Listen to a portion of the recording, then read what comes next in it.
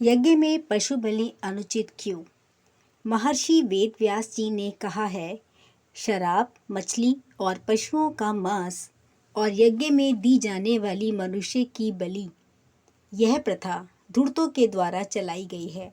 यानी जो दुष्प्रवृत्ति के राक्षस हैं, यज्ञ में उन्होंने सबसे पहले मांस भक्षण हेतु यज्ञ में बलि देना शुरू किया। वेदों में हालांकि मांस खाने का विधान नहीं किया गया है। बहुत से लोग पशु बलि चढ़ाने की प्रथा उन्होंने शुरू की मांस खाने के लोभ में। यवन शासन काल में मांसाहार बहुत चल पड़ा था। मांसाहार के लोभी कुछ पंडितों ने षड्यंत्र करके ऐसे श्लोक लिखवाए जिसमें देवी माता भी पशु पक्षियों की बलि चाहती है और उसका मांस प्रसाद के रूप में खाना पसंद करती है। ये बातें कुछ पुराणों में जोड़ दी गई। वैसे हिंदू धर्म ग्रंथों में मांस को असुरों का भोजन माना गया है।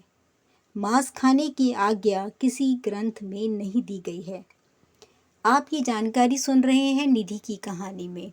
चैनल सब्सक्राइब किए बिना मत जाइएगा। लाइक और कमेंट्स ज़रूर दीजिए। आपकी राय बहुत इम्पोर्टेंट है। यदि देवी देवता मांस खाते होते, जीव हत्या बलि से खुश हो जाते, तो करुणा को छोड़कर नृशंस आचरण करने की प्रेरणा देते हैं, तो देवताओं और असुरों में क्या ही अंतर रह जाएगा। धर्म के नाम पर निरपराध मूक पशुओं की हत्या करना और अपनी स्वार्थ सिद्धि के लिए मनोकामना पूरी करने के लिए देवी देवताओं को किसी के जीवन की रिश्वत भेंट करना सर्वथा अनुचित कार्य है।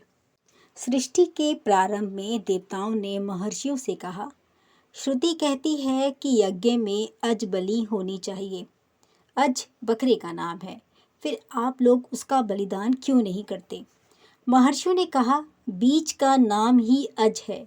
बीज यानी अन्न से ही यज्ञ करने का वेद निर्देश देते हैं। यज्ञ में पशु वध सज्जनों का धर्म नहीं है। इस बात का मतलब यह है कि अन्न से पशु रूप बनाकर उसकी बलि चढ़ानी चाहिए, न कि रक्त मांस चर्म से बने हुए पशु की बलि चढ़ाई जाए। तंत्र की परिभाषा में इंद्रियों के विकार को पशु कहते हैं, क्योंकि पशुओं में इंद्रियों की ही प्रबलता है। जैसे भैंसे में क्रोध की प्रबलता है, अतः क्रोध का नाम महिष है। अन्न बकरे में जीवा इंद्रिय प्रबल है, अतः राजसिक तामसिक आदि भोजन में जो आसक्ति होती है उसे बकरा कहते हैं। कबूतर आदि पक्षी में काम की प्रबलता होती है, अतः कामात्मक मैथुन को कबूतर कहते हैं। इसी प्रकार अन्य इंद्रिय विकारों की भी ऐसी ही पशु संज्ञाएं हैं। इन इंद्रिय विकारों की बलि करके इंद्रियों को शुद्ध बनाकर देवता की पूजा आराधना ही वास्तविक बलि है। बलि में पशु का सिर काटकर देवता के चरणों में अर्पित किया जाता है।